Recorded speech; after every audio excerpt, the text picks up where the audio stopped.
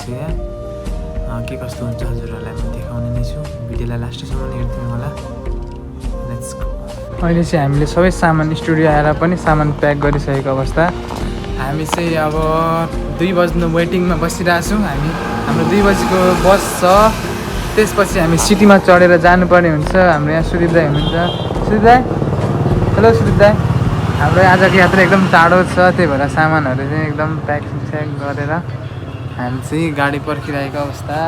अहिले चाहिँ हामी सिटीमा सामान लोड हानेर हामी चाहिँ बस स्ट्यान्ड जाँदैछौँ यहाँ हाम्रो हुनुहुन्छ विकास दाई यता सुदीप दाई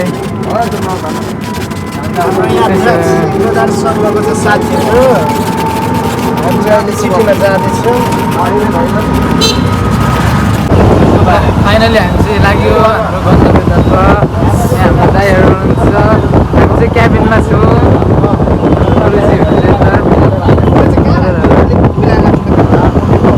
लाग्यो हामी चाहिँ लाग्यो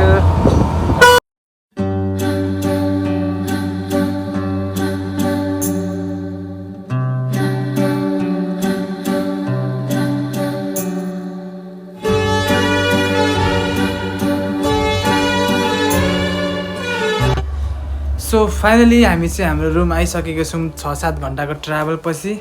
हामी चाहिँ आउने बित्तिकै हामीलाई रुम दिनुभएको छ हामी रुममा रेस्ट गरिरहेको छौँ यहाँ हुनुहुन्छ हाम्रो विकास दाई फेरि गाउँ त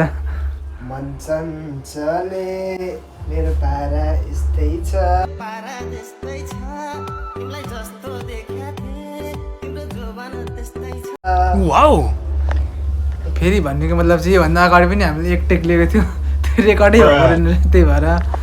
यहाँ चाहिँ हाम्रो सुदीप दाई हुनुहुन्छ सुदीप दाई पनि घरतिर फोन गर्नुहुँदैछ आफ्नै पारामा आउने बित्तिकै यहाँ फोटो फेरि भिडियो गर्नुपर्ने भयो यहाँ पारा यस्तै छ हाम्रो दाईको ल भिडियोलाई लास्टसम्म हेरिदिनु होला ल हामी चाहिँ यहाँ पूजाको लागि खोला आएको छौँ यहाँनिर चाहिँ तपाईँहरूले देख्न सक्नुहुन्छ यहाँनिर चाहिँ खोला छ दाईहरू यहाँ हुनुहुन्छ म यहाँ छु यस्तो राम्रो ठाउँ छ यहाँनिर चाहिँ एकदम नाइस प्लेस तपाईँहरूलाई म यो ठाउँ देखाउँछु यो ठाउँ चाहिँ एकदम बवाल छ तपाईँहरूलाई म देखाउन चाहन्छु कस्तो छ भनेर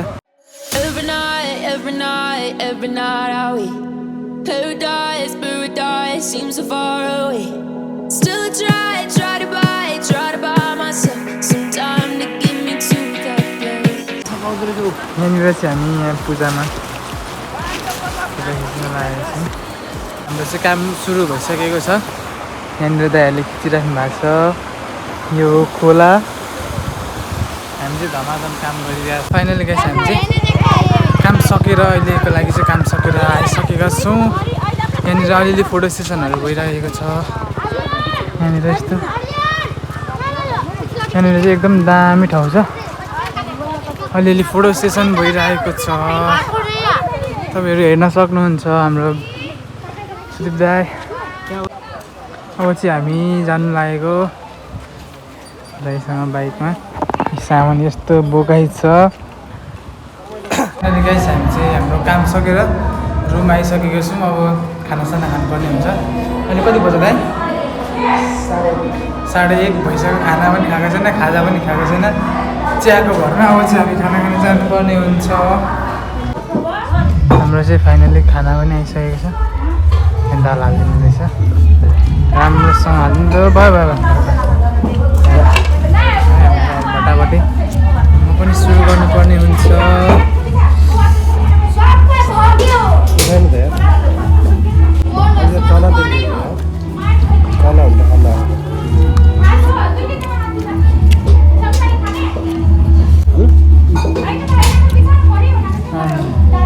खोर्सानी त गर्छु आएछ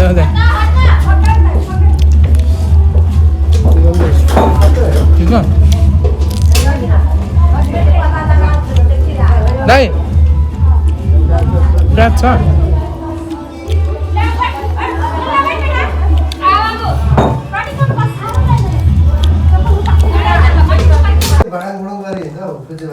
चल्नु छोडेको फेरि हाम्रो दाइहरूको यहाँनिर मोज मस्ती भइरहेको इमान्दार भनेर सुनिदिइराख्नु मजा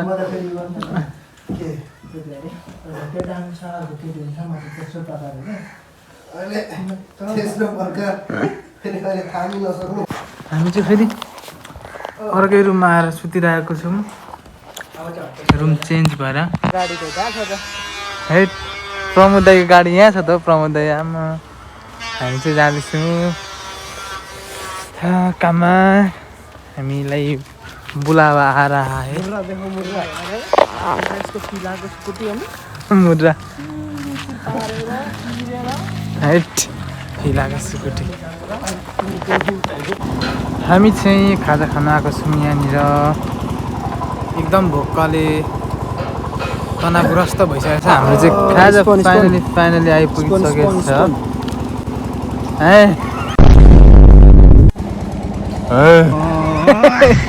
छ स्लोली बिस्तारै बिस्तारै खानुपर्छ है दाइ ल बिस्तारै बिस्तारै खानुपर्छ चम्चा लिएर आउँछ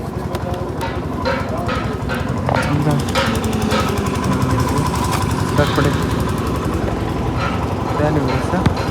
चटपटे चाहिँ हेर्दाखेरि चाहिँ गुड लुकिङै छ होइन खानु पनि हुन्छ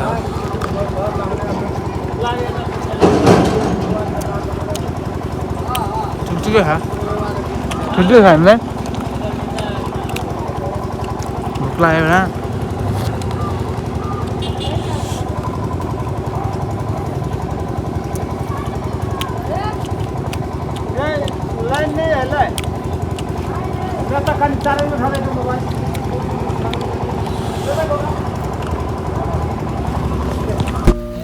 यो चाहिँ बेघर हो अहिले चाहिँ मटकुरको लागि तयारी भइरहेछ हामी चाहिँ मटकुर खिच्न लागेको हो हामी चाहिँ अहिले यहाँ धमाधम काम भइरहेको छ एकदम यहाँनिर मटकुर भइरहेछ यहाँनिर हेलो दोस्तों क्या हाल है के छ भाइ के हो तिम्रो नाम के हो भन त राजेश सदा सदा दादा तिम्रो राजेश सदा राजेश सदा तिम्रो राज सदा राजेश सदा राज सदा तिम्रो नाम के है मन्जा मन्जा मन्जा दाजुभाइ हो तिमीहरू दाजुभाइ ए कहाँ हो घर तिम्रो भन त यहाँ चाहिँ बे हेर्न आएको नाच्ने हो अब नाच्ने हो अब किन हो ननाच्ने तिम्रो नाम चाहिँ के हो भाइ सञ्जय सञ्जय सञ्जय के सदा सञ्जय सदा तिमी पनि दाजुभाइ हो त्यहाँ होइन फाल्टो हो तिमी ल हम तीन भाइ दाजुभाइ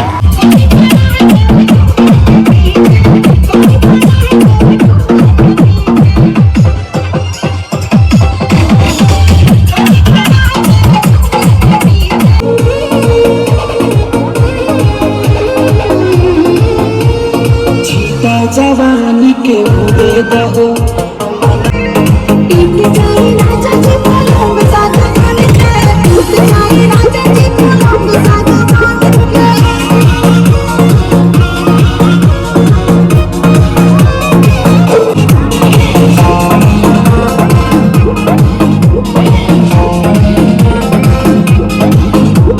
झूमे तो बदन की देखो न पटन की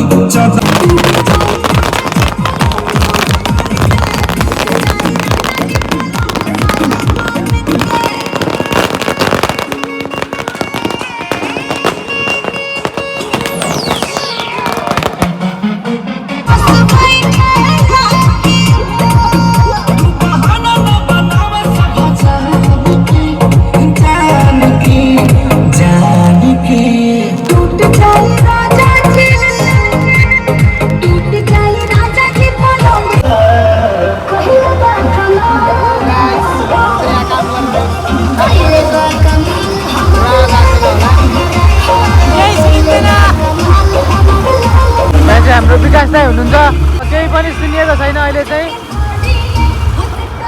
हाम्रो ब्लगमा स्वागत छ